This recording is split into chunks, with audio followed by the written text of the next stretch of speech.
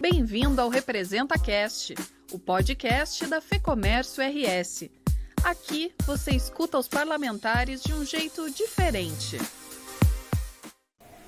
Olá, sejam bem-vindos a mais uma edição do Representa Cast, o podcast da FEComércio RS que promove um bate-papo com os parlamentares da bancada gaúcha na Assembleia Legislativa e no Congresso Nacional. Eu sou Natália Bastos, jornalista do Núcleo de Marketing aqui da Federação. Eu sou Eduardo Pereira, advogado e jornalista da Gerência de Relações Governamentais da FEComércio Rio Grande do Sul. Hoje nós vamos conversar com o deputado estadual Marcos Vinícius. Ele é formado em Direito e tem uma sólida trajetória na vida pública, marcada pelo municipalismo. Foi o prefeito mais jovem do Rio Grande do Sul e do Brasil e também já presidiu a FAMURS. Em sua atuação no Executivo e no Legislativo, o deputado defendeu pautas como a gestão pública responsável e o municipalismo, que tem tudo a ver com o desenvolvimento do nosso estado. Deputado, é um prazer ter você aqui conosco em mais uma edição do Representa Cast. Vamos bater um papo descontraído sobre suas propostas, seus projetos, o que podemos esperar do futuro do Rio Grande do Sul e do Brasil. Seja muito bem-vindo. Muito obrigado, prazer estar aqui com vocês. Estava devendo essa visita já há algum tempo. Dificuldades de agenda, esses encaixes malucos que às vezes surgem, né, para todos nós, mas estou aqui com muita alegria, com muita felicidade, podendo conversar com um setor que eu entendo que faz parte da essência do que eu vivo e do que eu represento, né? Tenho uma história de atuação bastante intensa em defesa do empreendedorismo gaúcho e venho também de uma família de pequenos empreendedores, né, de pequenos lojistas no interior do estado, e tenho na minha família também, em outros pontos, né, atuação com empreendedorismo, então estou em casa. Me sentindo em casa. Obrigado. Bem-vindo, deputado. Para começar, então, a nossa conversa, a gente quer saber do senhor como foi esse início da sua trajetória na vida pública e também como foi a sua experiência de ingressar na vida pública tão jovem, né, aos 22 anos, e o que motivou, o que levou o senhor a ter esse interesse? Bom, na verdade, o meu ingresso na política foi muito antes dos 22 anos, né?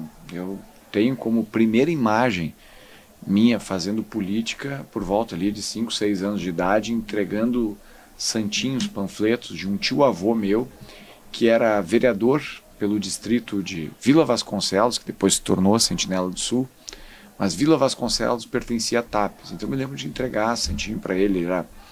Esse meu tio, a família tinha um restaurante, um hotel lá no interior, e era a referência política da nossa gente lá. Ele era um líder da Arena, né? Foi vereador pela Arena, vereador do PDS, então tenho comigo essa lembrança desde cedo, assim. Meu pai também foi político, foi vice-prefeito, o líder emancipacionista do município, depois foi prefeito na comunidade. Eu fiz política estudantil, Grêmio Estudantil, fui membro da União Gaúcha Estudantes Secundaristas, participei da Juventude Progressistas, então eu não posso dizer quando comecei. Eu consigo dizer quando eu concorri a primeira vez, mas eu faço política desde muito cedo e eu acredito que isso é um fator de vocação, né? Não pode ser outra razão senão isso, porque eu tenho consciência, né, dos desafios, das dificuldades que a política impõe, mas eu entendo que isso é um aspecto de vocação. E falo isso para vocês aqui, lembrando de uma história que algumas pessoas conhecem, de uma passagem que é até um tanto divertida.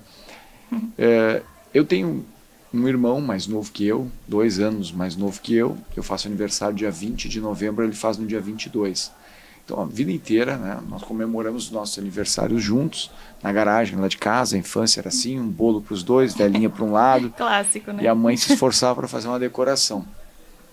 Mas teve um aniversário em especial que eu fiquei muito triste, muito triste. Eu comecei o aniversário muito triste, porque 5 dias antes, o Marquesan, né, Nelson Marquesan, não o Júnior, ex-prefeito da capital, o Nelson Marquesan, que foi deputado federal e tudo, ele havia disputado a eleição ao governo do estado e foi para o segundo turno com o Alceu Colares, e perdeu aquela eleição no segundo turno, dia 15 de novembro. E eu fiquei muito triste, arrasado com aquilo. Eu devia ter por volta de uns 6, 7 anos de idade. Meu aniversário era para fazer 8 ou 9 anos, por aí. E a minha tristeza, né, eu tentei de alguma maneira compensar de uma forma. Eu pedi à minha mãe que reunisse tudo que tinha sobrado de propaganda do Marquesan no comitê, levasse lá para a garagem de casa e transformasse numa festa do Marquesan. Briguei com meu irmão, que queria o aniversário dos Thundercats, mas consegui um pedaço, né, do bolo e da garagem ser decorado assim. Fizemos aquele aniversário, eu fiz uma urna com uma eleição ali, né, simulada, cédula, voto impresso, Nelson Marquesan, colares, chamei os colegas da escola, guaraná, salgadinho, bolo, refri, abrimos as urnas e o Marquesan perdeu lá dentro de casa também. Foi a maior derrota política da minha vida. Mas eu conto isso, sabe, assim, com uma memória afetiva, saudosa e ao mesmo tempo com descontração. Mas eu conto porque anos depois, mas muito tempo depois, relembrando essa história e contando ela para outras pessoas, eu digo, não tem outra explicação. Isso é vocação, chamado. Como tu tens, né, um menino que nasce jogando futebol muito bem, uma outra menina que é atleta, o outro jovem que sabe tocar gaita, guitarra, bateria, é da natureza. E a política, para mim, é uma coisa que veio naturalmente, até que eu me tenha, né, depois, aos 20 anos de idade, tido a oportunidade de concorrer a vereador. Fui o mais votado no meu município, em Sentinela do Sul. Havia a tradição do vereador mais votado ser o presidente da Câmara, assim aconteceu, e na semana da posse o prefeito foi cassado. Então eu, como presidente da Câmara, assumi interinamente o comando da cidade por 8 meses, até que se marcou uma nova eleição. Concorri àquela eleição, venci, concorri junto com uma vice-prefeita que tinha 29 anos de idade, eu tinha 21, fui eleito aos 21, tomei posse com os 22, e me tornei o prefeito mais jovem do Brasil naquela época. Foi algo fantástico, porque foi uma eleição fora de época, né? Chamou muito a atenção de todo mundo, no meio político, no Estado, na imprensa. Para vocês terem uma ideia, o meu comício de encerramento naquela eleição fora de época, eu tive a oportunidade de ter no mesmo palanque 2 ex-governadores, Jair Soares e Pedro Simon, adversários históricos que estavam naquele palanque prestando apoio a um guri de 21 anos de idade que se atrevia a ser prefeito. Então, foi um momento especial, né? A única eleição acontecendo no Brasil naquele dia, vocês imaginem, né? Eu até notícia no Fantástico na época. E essa visibilidade que aquela eleição fora de época teve, e aí, não vou ser modesto, porque quando a gente não precisa ser, não tem que ser, né? Mas a visibilidade daquele momento e, de certo modo, a vocação e o preparo para aquilo que a gente estava disposto a fazer, conseguiu me dar uma dimensão maior, uma forma de conseguir, inclusive, de ser respeitado, acolhido pelos prefeitos da região Costa Doce, da qual eu venho, e ser escolhido presidente da associação daqueles municípios, e no segundo mandato como prefeito, ter sido escolhido com quase 70% dos prefeitos para presidir a FAMURS, disputando uma eleição contra 6 prefeitos, pessoas de alta capacitação, alto nível, assim. Então, isso foi um pouco de tudo, assim, de vocação, de estar no lugar certo, na hora certa, mas, sobretudo, estar preparado para a missão que caiu nas mãos. Com certeza. E, deputado, além de ter presidido a FAMURS com apenas 26 anos de idade, que também é algo histórico para a entidade, né? Ter sido um vereador tão jovem, né, com apenas 22 anos. No seu segundo mandato como prefeito, o município de Sentinela do Sul teve um crescimento muito expressivo no PIB, que é um dos feitos, então, da sua gestão naquele momento. Como o municipalismo é fundamental para impulsionar o desenvolvimento econômico local, especialmente no nosso setor defendido, que é o comércio de bens, de serviços e de turismo. Pois então, sabe que o que fez o município de Sentinela do Sul ter um crescimento tão expressivo no PIB, né? Uma cidade que ainda com muitas dificuldades, uma cidade pobre, né? Como muitas cidades da metade sul do estado, mas o que fez o município ter um crescimento tão expressivo no PIB foi a política municipal que nós fizemos de atração e desenvolvimento do setor empresarial. Nós criamos um programa chamado Município Empreendedor, onde a prefeitura abria as portas radicalmente para todo mundo que quisesse levar a sua matriz, a sua sede, uma filial para lá, gerando emprego, gerando renda, e também a regularização de algumas pessoas que trabalhavam informalmente, né, dando todas as condições que fossem possíveis. Eu estou falando isso em 2006 para 2007, numa época que não se falava em microempreendedor individual, onde a lei geral da microempresa não existia da maneira como está. Então foi um desafio local, porque as prefeituras estão muito aquém do governo federal, do governo estadual para ofertar incentivos. Mas nós fazíamos isso, sabendo que nós precisávamos, né, sobretudo, reter os nossos jovens na cidade. Nós somos a 110 quilômetros da capital, então sair de lá e procurar, às vezes, um subemprego numa grande cidade não era interessante para o município. Então, esse foi um ponto. O outro aspecto foi o investimento na educação. A gente investiu muito na educação básica, mas a gente criou também um programa de expansão de acesso ao transporte para o ensino universitário. Então, nós trazíamos jovens para estudar, sim, em Porto Alegre, na PUC, em Canoas, na UBRA de Guaíba, em Camaquã. Então, nós conseguimos permitir que os jovens adiassem a saída da cidade em busca da formação e também em busca de uma oportunidade de trabalho. Esse adiamento fez com que eles compreendessem um pouco mais que qualidade de vida é sinônimo de crescimento. Infelizmente, muitos jovens acham que viver numa cidade pequena é viver no passado. Que crescimento é enxergar uma cidade com arranha-céu sendo construído, com viaduto, shopping center. Não, não é isso. Crescimento é qualidade de vida. É tu saber que no teu município, no lugar onde tu nasce, a mortalidade infantil é zero, onde a taxa de analfabetismo é zero, onde se cria, inclusive, taxas e indicadores de expectativa de vida. Né? A gente tem hoje em Sentinela do Sul, como em outras cidades do estado, mas taxa de longevidade. Isso é muito interessante. Então, isso é qualidade de vida.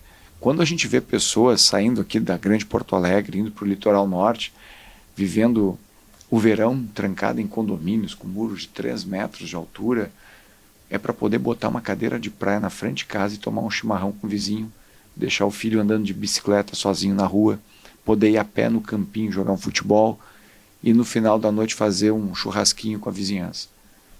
Ter aquela sensação, aquela ilusão de que vive em liberdade como nós hoje podemos viver no interior do estado.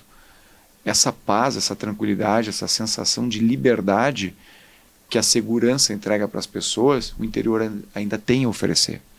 E é isso que a gente também tenta trabalhar muito no pessoal do interior.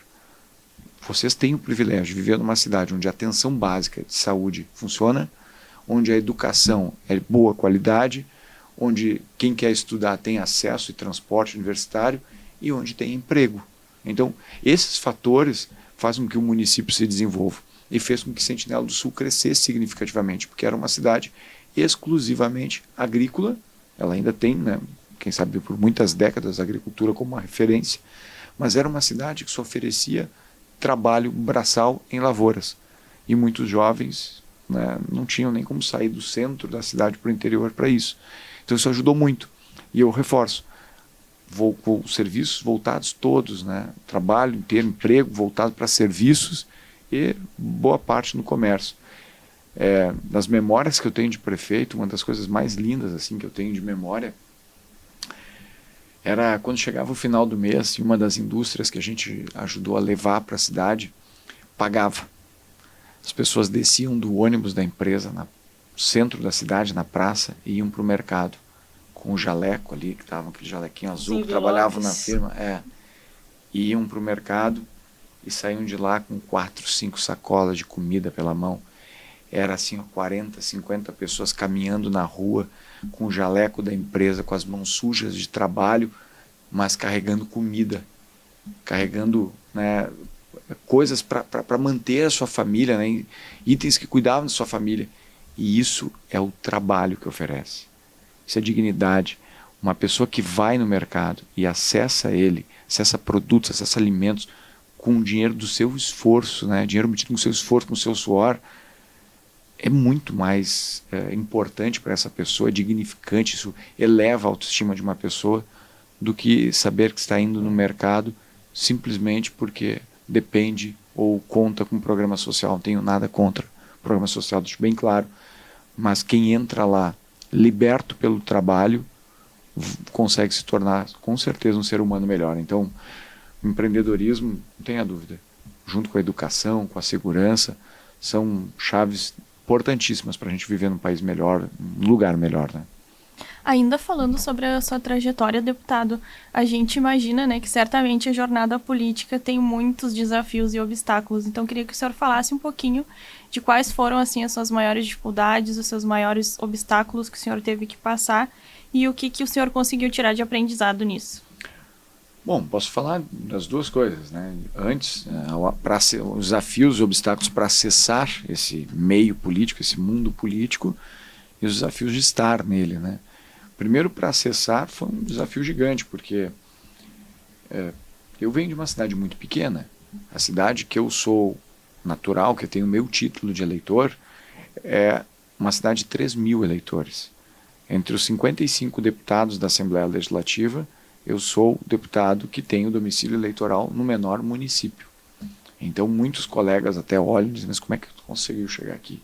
Uma cidade de 3.000 eleitores. Fiz a metade dos votos da cidade, né? 1.500. Isso aí tem deputado que faz num condomínio aqui em Porto Alegre. Mas o meu trabalho sempre foi voltado para o desenvolvimento do municipalismo e dos setores produtivos. Então, sou um cara inquieto, ando muito, viajo muito o estado, procuro estar perto das pessoas e não sou um deputado que tem pautas contra alguém ou contra determinado segmento. Pelo contrário, eu trabalho aquilo que eu tenho a favor. Sou um deputado a favor da propriedade privada, da livre iniciativa, sou um deputado a favor do livre comércio, um deputado que defende, né, valores que são naturais daquilo que a gente espera de uma sociedade desenvolvida. E os espaços que eu ocupo no parlamento hoje, e talvez esse seja um novo desafio, principalmente numa política como nós vivemos hoje, de uma política muito estridente, né, de muito palco, de muito palanque. Um dos grandes desafios que nós temos é conseguir comunicar à população as entregas que nós estamos fazendo. Porque, reforço, eu não sou um deputado que tem na minha rede social anti alguém ou anti alguma coisa, né? Eu deixo claro ali o que eu defendo.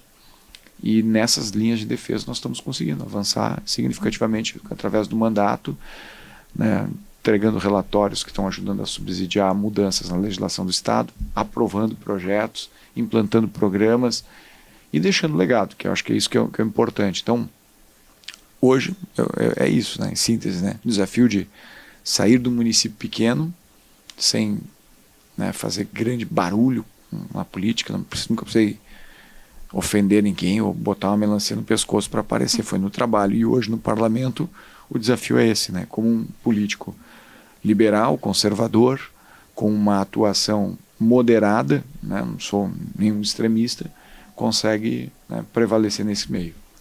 E nesse meio da vida pública tem muitas demandas, né? Você faz parte de muitas comissões, participa de muitas frentes parlamentares, né? Uhum. Tem essa agenda muito agitada, né, deputado? E até porque a sua função exige uma dedicação muito intensa, né? Você é muito dedicado a isso. Como você consegue equilibrar essa sua responsabilidade da vida pessoal e profissional? É difícil dizer que eu consiga equilibrar, né? A gente sempre tem a sensação que está deixando faltar, especialmente em casa, na família.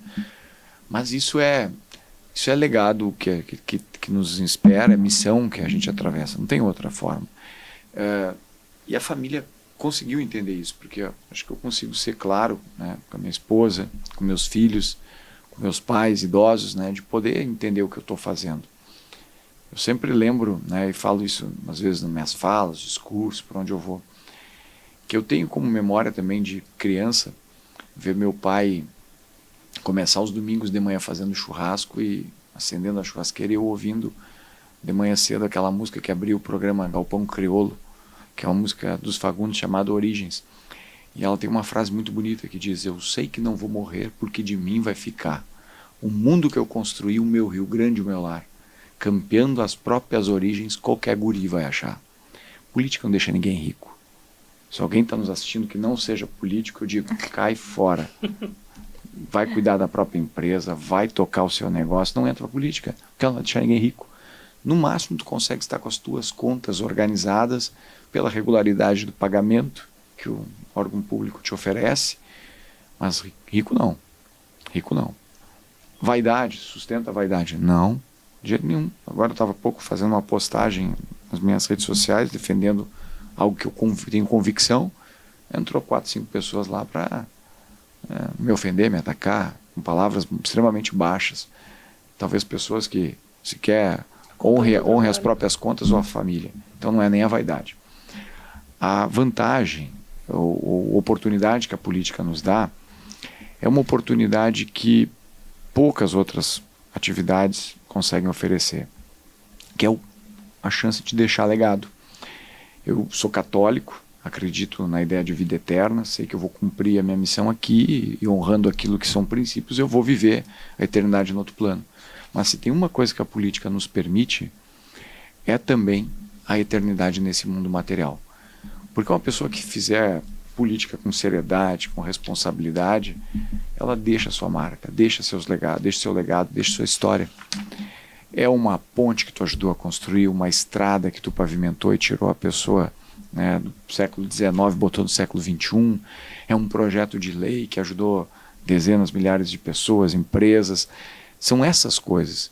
E aí, quando eu falo isso, né, de conciliar, a minha família sabe que o que eu estou fazendo não é por ela, simplesmente, é por todos. Mas eles sentem orgulho, sentem respeito e sabem que fazem parte de um núcleo familiar de alguém que talvez ao cumprir essa jornada vai deixar uma marca importante que 2, 3, 4 gerações ainda vão poder lembrar e se orgulhar dela. Deputado, o Acordo Gaúcho da sua autoria é um marco na busca pela pacificação e justiça fiscal, oferecendo condições exclusivas para a renegociação de dívidas ativas, incluindo descontos de até 70% em multas e juros. Como o senhor avalia que essa mudança de paradigma, menos batalha judicial e mais negociação, contribui diretamente para a racionalização dos tributos e para a melhoria do ambiente de negócios no Rio Grande do Sul, uma vez que permite que empresas se reequilibrem e foquem em sua longevidade ao invés de litígios? Bom, a resposta está praticamente na tua pergunta, né? É justamente isso. Esse é um instrumento legal que vai acabar com a briga judicial no Estado, se for realmente bem aplicado pelo Poder Executivo. É um instrumento que vai desburocratizar significativamente, né, a vida do empreendedor. Hoje nós temos praticamente no Estado 56 bilhões de reais em dívida ativa. A dívida ativa nada mais é do que o caderninho onde o governo anota o que um cidadão ou uma empresa deve de impostos para ele. E nesse caderninho ele aplica juro e aplica multa pelo atraso. Então hoje os empreendedores do Rio Grande do Sul e algumas famílias devem 56 bilhões de reais. Devem porque não conseguiram pagar por alguma situação momentânea, devem porque tem teses jurídicas que são conflitantes. Vocês já ouviram falar milhares de vezes disso, do exemplo, né?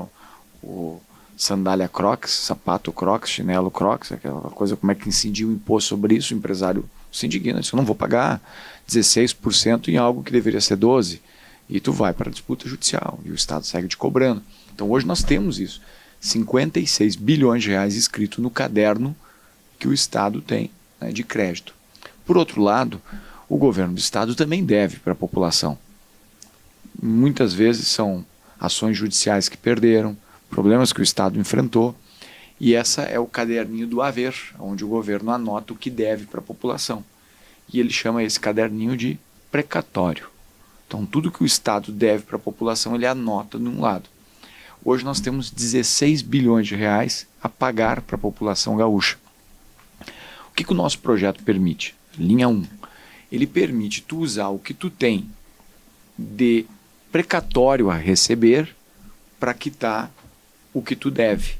E muitas pessoas têm dinheiro para receber do governo e dívida com o governo. Então, tu regulariza isso fazendo esse encontro de contas. Então, esse é o passo 1 que o projeto permite. O segundo passo, ele permite também tu comprar o precatório de uma terceira pessoa e utilizar ele para o pagamento da tua dívida. Hoje, isso já está consolidado. Uma pessoa consegue, se tem um precatório de 100 mil reais, por exemplo, tu tens, Eduardo, um precatório de 100 mil, se tu quiser vender ele por 50 e receber agora, tu pode fazer isso. E eu posso comprar o teu precatório por 50, que é um crédito tributário, e abater parte da minha dívida com o governo com ele. Então, isso vai agilizar a fazer duas coisas: a reduzir o caderno da dívida e aumentar o caderno da receita. Fora isso, o programa Acordo Gaúcho, ele permite a redução de multas e juros e o alongamento dessas dívidas em até 10 anos, em alguns casos, né, os seus 120 meses. Hoje a gente está vendo o setor do agro brigando muito por securitização, que nada mais é do que o alongamento da dívida e uma redução dos juros. São dívidas bancárias, né, de empréstimos bancários. O programa Acordo Gaúcho oferece exatamente isso, só que para dívidas tributárias no âmbito do Rio Grande do Sul, que é o ICMS, o IPVA, o ITCMD, que é o Imposto de Transmissão, Causa Mortes e Doação, e inclusive taxas e outras prestações. O Estado já regulamentou a lei, está oferecendo agora uma política, né, para as pessoas limparem seu nome com o IPVA. Nós temos aproximadamente 340 mil pessoas no Rio Grande do Sul com dívidas de IPVA que não conseguem pagar. O IPVA tem um juro alto demais, chega a 20%, depois quando é escrito em dívida ativa, incide mais 10%, e aí uma Selic a 15%, quando tu vê, teu carro está custando o dobro do preço de imposto, não consegue pagar. E aí fica apodrecendo numa garagem, parado em um pátio qualquer. Então esse programa Acordo Gaúcho vai permitir a redução de até 90% do valor que foi aplicado nas multas e até 70% no juro para quem pagar à vista. Nós estamos falando de ajudar trabalhador, motoboy, mototaxista, o cara que faz o frete, um pequeno frotista, gente que vai conseguir botar o seu veículo de volta na rua para trabalhar, gente vai conseguir vender esse carro. Então, por exemplo, o setor de revenda de automóveis vão poder também circular. Isso é micro, né? Receita no microeconomia, mas que vai ter efeito prático. De acordo com o que nós conversamos, inclusive aqui na sede da FEComércio esses dias, nós vamos ter os próximos 2 editais em breve. O segundo edital, o que a gente entende, é sobre o ITCMD, que é o Imposto de Transmissão e Causa-Morte. Hoje, digamos que eu tenho uma casa no meu nome, vivo com a minha esposa, a casa é minha, adquiri, né, ou seja, antes da constância do casamento ou por separação de bens, eu venho a falecer, minha esposa é minha herdeira natural, só que para ela transmitir esse imóvel para o nome dela, ela vai ter que pagar imposto. Para passar para o meu filho, ela vai ter que pagar imposto. Para o meu neto, ela vai ter que pagar imposto. Então, muita gente hoje no estado não consegue pagar, porque o ITCMD chega a 8% em alguns casos. Nossa. Tu vai no meio rural, por exemplo, numa propriedade de 100 hectares, tu vai pagar 8 hectares. Tu vai perder 8 hectares de 100 para poder pagar imposto. Só que não vão ser as 8 hectares que tu tem mato nativo, uma área pedregulhosa que ninguém vai comprar. Tu vai perder 8 hectares do bom. Então tu perde receita. E isso acontece que em poucas gerações a propriedade acaba se desfazendo pelo peso da mão do Estado, né, na tributação. Muita gente está devendo. E muita gente hoje não consegue tomar financiamento porque a propriedade não está no nome. Muita gente não consegue alugar um apartamento porque não está com o prédio no nome. Uma loja não consegue fazer a transmissão para os seus herdeiros, sucessores, por causa disso. Então, o programa Acordo Gaúcho vai permitir descontos significativos, podem chegar a 70%, né, do montante, do juro da multa e o alongamento em 10 anos. Ele vai, né, ser apresentado até o final desse ano e depois nós vamos ter a mesma medida com o ICMS. O governo vai fazer a mesma coisa com as dívidas de ICMS. Esse projeto, é importante dizer, ele nasceu no momento em que o Rio Grande do Sul atravessava, em 2023, uma discussão muito forte sobre aumento de impostos. O governador, vendo o que estava acontecendo na reforma tributária, muitos governadores aumentando impostos e ICMS, no resto do Brasil especialmente, para poder se proteger dos efeitos da reforma tributária, o governador Eduardo Leite chegou, inclusive, cogitar isso. Depois de muita discussão, disse, não, estou bem, não vou apresentar aumento de imposto, mas então, para aumentar a receita do Estado, eu vou tirar incentivos fiscais de alguns setores, que era o chamado plano A e plano B. E eu disse, não, peraí, eu tenho uma ideia diferente, eu tenho um plano C aqui. Se nós temos um caderno de créditos a receber com 56 bilhões de reais, por que a gente não dá uma segunda chance para o contribuinte? Por que a gente não flexibiliza essa entrada de imposto? Por que a gente não desburocratiza? Por que a gente não alonga essa dívida?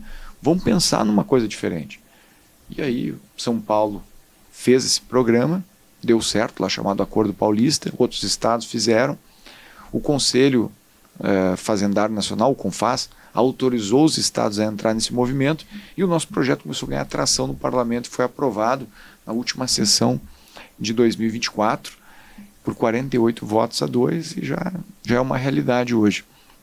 E por justiça, né? Eu quero agradecer muito ao FEComércio, que esteve do nosso lado, defendendo esse projeto, porque vocês entendem a razão dele. Né? A FEComércio sabe o porquê que esse projeto era bom, era importante. Mas se vocês não tivessem lá também mostrando isso claramente, talvez alguns deputados e algumas corporações do próprio governo não iriam levar esse projeto à última instância, que era a votação, porque queriam proteger alguns pequenos feudos ali. Então vocês foram muito importantes e eu faço esse registro aqui aos dois, estendendo, né, toda a direção da FEComércio e cada pessoa, em cada Sindiloja, cada associação regional, porque isso ajudou muito, muito mesmo. Quando um deputado recebia um WhatsApp dizendo: deputado, queremos a aprovação desse projeto porque ele desburocratiza, ele traz receita para o Estado, ele vai dar uma segunda chance para os empresários, vai salvar muita gente. O cara, opa, uma entidade séria como a FEComércio está pedindo, é porque eu preciso olhar melhor. E aí se para olhar. Deputado, falando também da atuação lá na Assembleia Legislativa. Em um momento de reconstrução, a Assembleia Legislativa aprovou, agora ainda em 2025, um reajuste de 8% no piso salarial estadual. A gente reconhece o seu posicionamento, que foi muito firme e responsável, né? Foi um dos poucos deputados que votaram contra essa medida. Acho que foram 4, né? Foram 4 deputados que votaram contra essa medida, que acaba elevando o custo para as empresas, dificultando também as nossas negociações coletivas, embora o piso salarial não influencie diretamente nos nossos representados, né, de forma indireta acaba dificultando as nossas celebrações de acordo coletivo.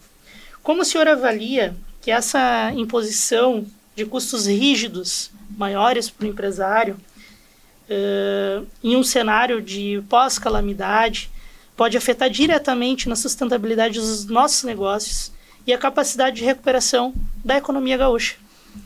Bom, eu sou formado em Direito, como vocês já falaram, eu tenho especialização em Gestão e Direito Empresarial. Então, tenho um pouco de noção do funcionamento de uma empresa, né, de uma organização privada. Né? Tenho na família pessoas com comércio, que atuam há décadas, inclusive um dos vice-presidentes aqui, na verdade o vice-presidente dessa casa, o Joel Dada, Vieira Dada, né, é primo. A família dele empreendeu toda lá em Osório, outra parte no município de Tapes, onde eu moro hoje, e tenho outros familiares em vários outros locais. Então conheço o funcionamento. Posso dizer que impor a uma empresa de cima para baixo o quanto ela deve pagar a um trabalhador, ou quanto ela pode pagar o trabalhador, é algo que não faz muito sentido.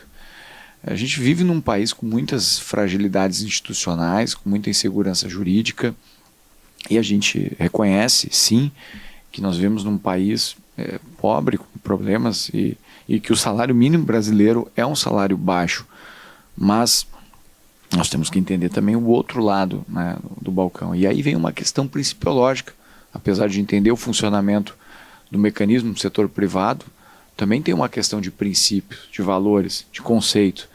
E eu entendo que o poder público ele não pode estar lá para impor regras permanentemente sobre quem está do outro lado gerando receita.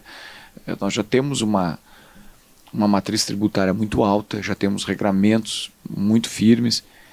Criar mais regras, mais imposições é algo que está fora do meu repertório político. Então, com muito respeito a todos os trabalhadores do Rio Grande do Sul, eu digo isso, pelo contrário, eu tenho muito respeito a todas as pessoas que estão hoje ajudando a gerar riqueza no nosso país. Mas, um estado como o nosso, com tantas dificuldades, atravessando um momento como esse que tu falou, né, de recuperação, de reconstrução, botar o dedo na cara do trabalhador, do empreendedor, e dizer, tu tens que pagar tanto. Mas como? Uma taxa de juro, uma Selic a 15%, com tantas incertezas que nós temos no mercado interno e externo, com a carga tributária aumentando tanto, como que eu posso garantir que eu vou realmente afiançar esse salário para uma determinada pessoa? É tão importante que eu entendo que a gente permitisse efetivamente a ideia de liberdade econômica e de livre mercado. Então, eu votei contrário, e eu digo não por desrespeito, por ataque, né, por desinteresse aos trabalhadores, pelo contrário, tenho muito respeito.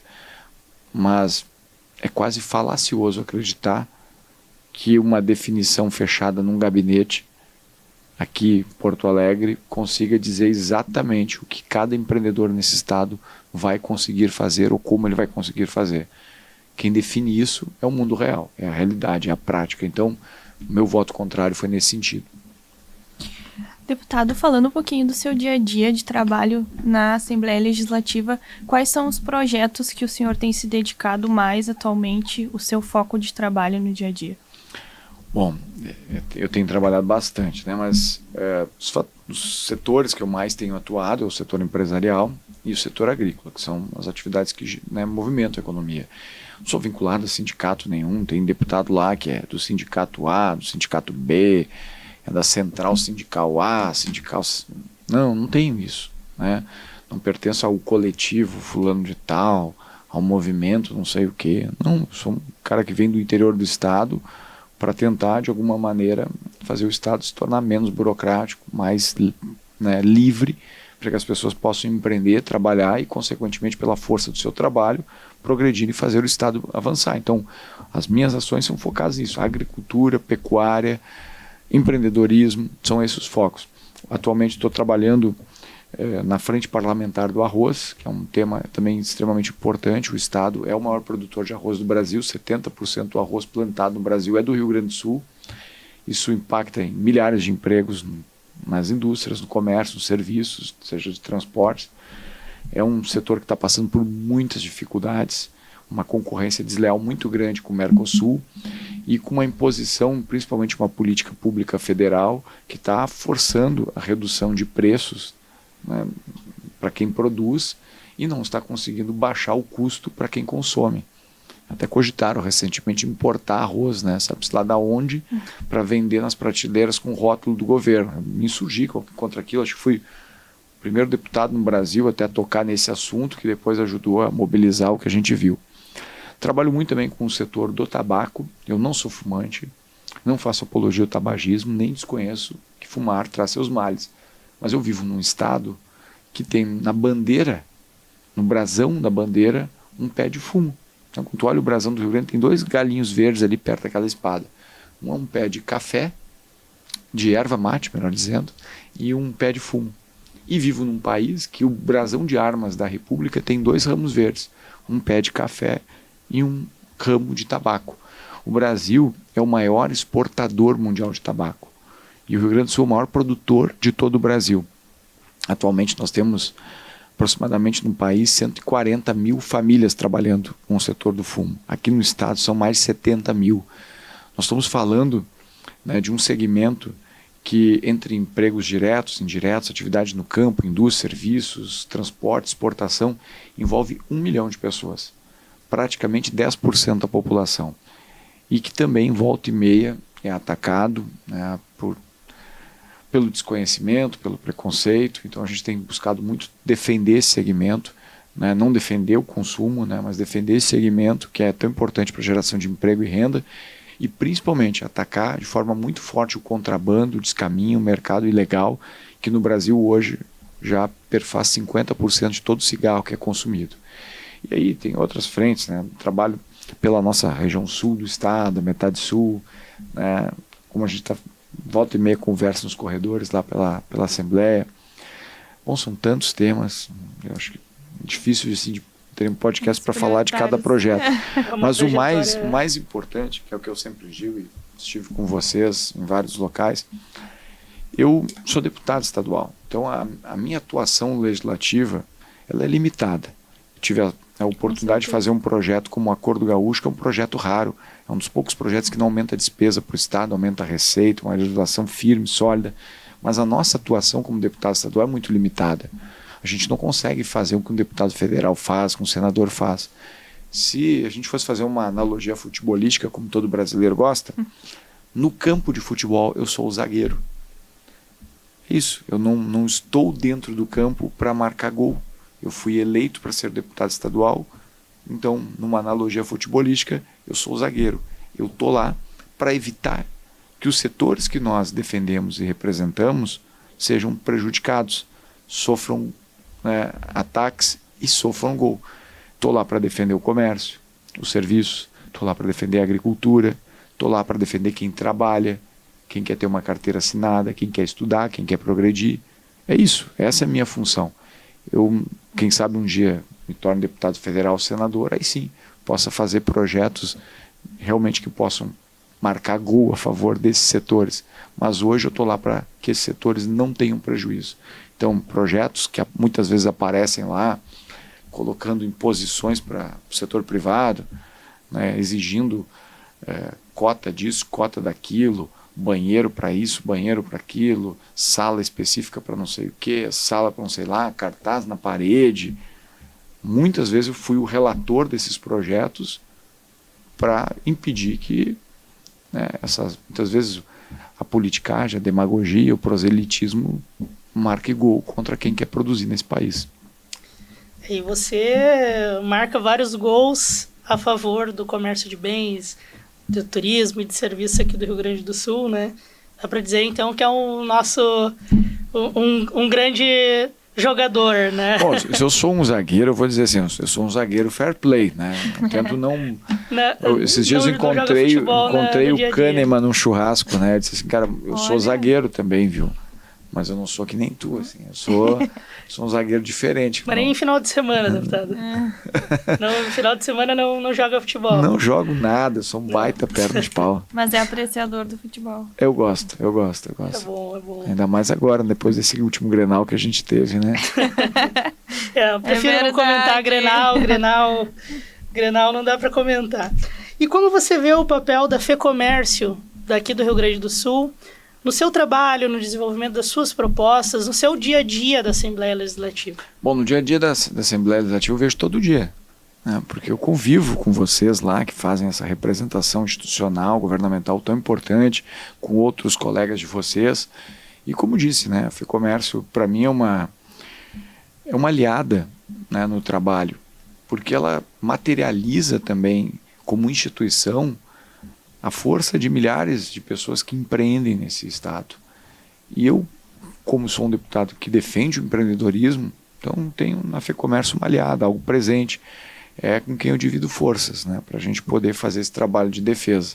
FEComércio, na analogia futebolística, né, é a torcida que está ali atrás, nos ajudando, nos incentivando, dando força, coragem, para que a gente, né, traga soluções práticas para o povo do Rio Grande. A nossa plataforma Representa Mais também, né, acaba sendo bastante utilizado pela sua assessoria, né, e por você também. Acabamos enviando, né, os nossos materiais, né, e é uma plataforma que inovou o contato, né, o acesso aos empresários e aos deputados, aos parlamentares, dos nossos posicionamentos, né. Então, ali na plataforma a gente lança os nossos posicionamentos, as nossas análises técnicas, que contam com a participação do empresário, né, e o parlamentar tem como conferir a participação desse empresário, a opinião do empresário, né, em todas as matérias que a gente uma baita sacada, né, de vocês. Foi uma baita sacada, uma ação extremamente importante para acompanhar o dia a dia do parlamentar, o dia a dia do parlamento, e o parlamentar também poder se relacionar pensando nas suas rotinas também sobre a ótica de quem está lá atrás do balcão, tocando o negócio, né, fazendo o Rio Grande também produzir. Então eu acho uma baita sacada, um exemplo muito bacana que pode servir de inspiração, né? Está servindo já de inspiração para outros estados, mas eu acho que pode servir de inspiração para outros segmentos, inclusive, né? o próprio agro, né? Tem a agenda legislativa que hoje a gente recebe, tanto da FETAG como a da Farsul, faz questão de nos entregar todo ano, mas seria muito interessante também isso, ter essa dimensão que vocês estão dando, porque daí o agricultor, né, o pecuarista, o produtor rural, ele vai conseguir também entender como tem se posicionado cada parlamentar com relação aos projetos que são de interesse do seu segmento. Nada mais natural do que isso, né? Nada mais natural. No mundo hoje digitalizado, com tanta informação, onde se roga tanto como transparência, né, publicidade, inclusive é um princípio constitucional, eu acho que está extremamente adequado, indo de encontro àquilo que o parlamento precisa. Deputado, aproveitando o gancho dessa parceria, então, que o senhor falou com a FEComércio, a gente gostaria que o senhor deixasse uma mensagem, então, né, para os empreendedores do comércio de bens, serviços e turismo aqui do Rio Grande do Sul, que são representados pela federação, sobre o futuro do ambiente de negócios e o seu compromisso com essa pauta na Assembleia Legislativa. Bom, já falei tanto nesse sentido, né, mas eu acho que a gente tem ainda pela frente muitos desafios. Nós estamos vivendo tempos muito turbulentos no país, tempos de muita insegurança jurídica, e isso faz com que muitas pessoas, né, vivam com incertezas. E quem empreende não espera receber nada no dia, não tem a certeza do final do mês. Quem empreende tem que ter fé no futuro. Se tu não acordar de manhã acreditando que o teu futuro vai ser melhor, tu não consegue abrir a porta da tua loja, não presta serviços para ninguém, tu fica realmente preso na aflição e na angústia.